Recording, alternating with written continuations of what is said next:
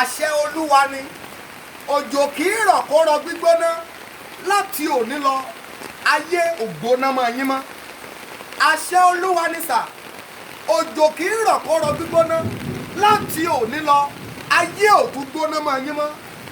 ẹgbẹ́ òun Olúwa, mo sọ tàṣẹtàṣẹ ìrànlọ́wọ́ ayé yín dé. gbogbo agbára tó dáhùn ògo dúró nú ayé yín, bí ẹ ti sí fídíò yìí lórúkọ Jésù, agbára yẹn wọlé. ohun gbogbo tí ayé dá dúró nípa tiẹ̀, ẹnìkan kì í dá òṣùpá dúró, ẹnìkan kì í dá òrùn dúró. láti òní lọ òun yẹn bẹ̀rẹ̀ iṣẹ́. gbé ohùn Olúwa lẹ́nu mi.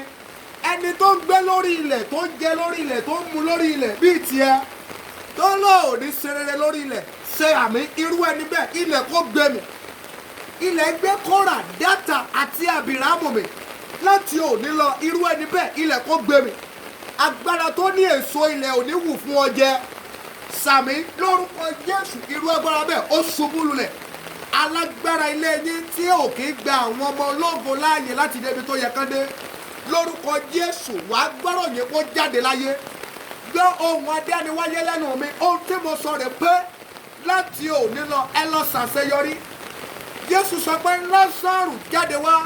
gbà tí Lásárù jáde wá, Jésù ní ẹ tú kí ẹ jẹ́ kí ó máa lọ.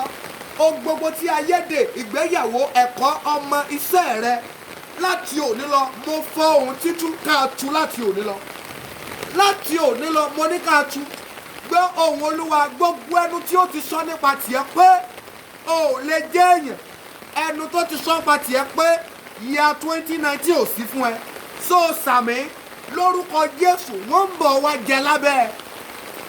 ǹjẹ́ o jẹ́ mọ̀ pé wọ́n lé Jẹ́fítà jáde? wọ́n ní Jẹ́fítà àfẹ́ ọmọ àlè ni ọ́, ṣùgbọ́n nígbà tó yá wọ́n padà wá bẹ Jẹ́fítà. gbogbo ẹnu tó ti sọ pa tiẹ̀ pé o ò lè jẹ́ èèyàn láyé, sí fídíò yìí sàmì lórúkọ Jésù wọ́n ń bọ̀ wá jẹ lábẹ́ ẹ. mo sọ tàṣẹtàṣẹ lẹ́ẹ̀kan sí, òjò kì í rọ̀ kó rọ gbígbóná láti òní lọ ayé ògbóná mọ́ ọmọ sẹ̀. ohun gbogbo tó ń fìnira ṣe tẹ́lẹ̀ lọ́ fi rọrùn ṣe. ìrọ̀rùn dé bá o, wàá jẹun ọmọ, bẹ́ẹ̀ ni wàá jẹun ọmọ. ó kù ọjọ́ kan kóṣù Ọgọ́sì yóò parí. ohun tí mo sọ ni pé láti òní lọ ìṣòro ọjọ́ pípẹ́ ó dópin. wo mi, ìṣòro ọjọ́ pípẹ́ ó dópin. òrùn yóò yọ lákòókò ẹ̀, òṣùpá yọ lákòókò ẹ̀. ohun gbogbo tí Ọlọ́run dá lákòókò rẹ̀ ló ń yọ. ohun tí mo sọ ni wípé lákòókò gẹ́gẹ́gẹ́ lọ rí ògolo. ògo táyé lò ò ní rí lò, lórúkọ Jésù lọ rí ògolo. ìṣẹ́ àti òṣì ó dópin nínú ayé Jábésì. so sí fídíò ìsàmì lórúkọ Jésù láti òní lọ ìṣẹ́ àti òṣì dópin láyé ẹ. ìṣẹ́ àti òṣì ó dópin láyé ẹ. orí rẹ ò ní burú. wo mi, year 2019 sàmì oṣù ayọ̀ rẹ ni.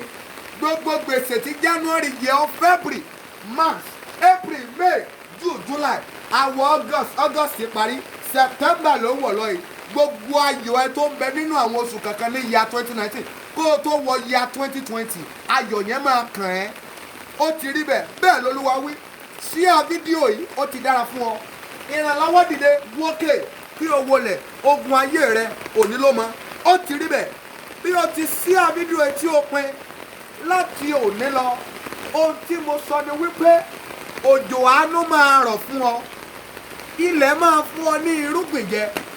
wàá dẹ̀ ṣàṣeyọrí o, ò ní ṣe dádúró. gbọ́ mi, láti òní lọ ìrànlọ́wọ́ tó òru ọ kankan ó dìde fún ọ. lọ jẹun ọmọ, ayọ̀ rẹ ti dé. ẹkún ìgbéyàwó yẹn dópin, ẹkún àìrógolo ó dópin, bẹ́ẹ̀ ẹkún àìrógolo ó dópin. bẹ́ẹ̀ lolúwa Ọlọ́run àwọn ọmọ ogun wí. ayọ̀ rẹ ti dé, ó ti rí bẹ́ẹ̀. Jésù Olúwa wa, àmín àmín àmín lórúkọ Jésù.